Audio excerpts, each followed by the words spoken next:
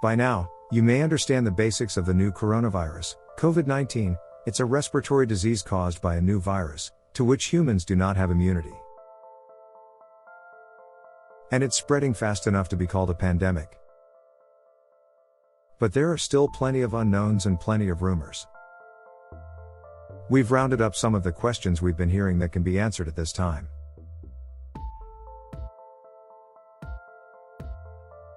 5. Is loss of smell a COVID-19 symptom that warrants a doctor's appointment?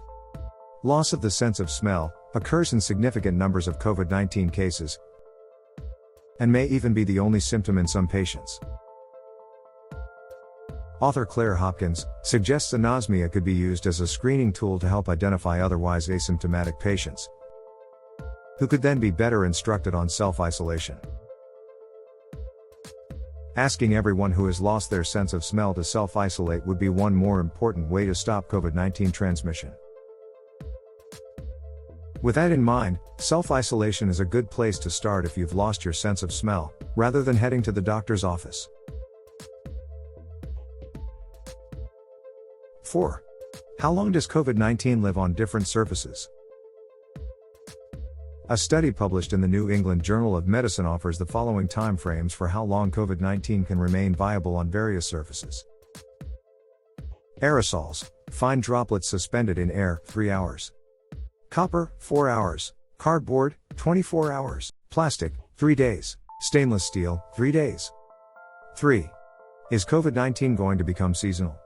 Can you get it twice in one season? The 2009 swine flu pandemic occurred because of an outbreak of a new type of influenza A virus, H1N1. But now, H1N1 is considered a normal type of seasonal flu. Since COVID-19 is the result of a new type of coronavirus, it's logical to think the same thing might happen, and that it could become less severe in years to come. But experts think it's too soon to say. As of now, it is too early for us to know if this will be a seasonal virus that changes slightly from year to year like influenza does, says Joseph Cabaza, MD, a pulmonologist. If similar to other respiratory viruses, it is unlikely to get COVID-19 twice in one season. We'll continue the video in a moment, but first, do you value your health? If you do, consider subscribing to this channel so you won't miss future videos about vitamins, healthy foods and much, much more. 2. Can kids get COVID-19? While children can get the new coronavirus, both the WHO and the CDC report they're much less likely to contract it than adults. If they do, symptoms will be the same, but will likely be milder, and could potentially include diarrhea and vomiting.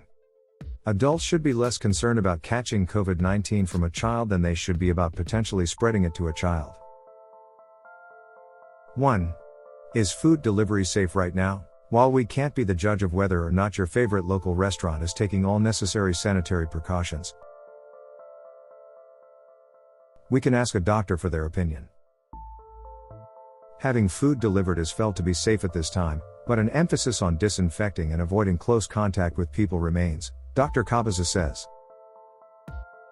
He offers 3 tips for food delivery. Ask to have the food delivered to your doorstep rather than directly handed to you. Wipe down any food container with a disinfectant. Wash your hands immediately after accepting the delivery and handling the container. We hope that this video helped answer some of your questions, and if you value your health, then consider subscribing so you won't miss future videos.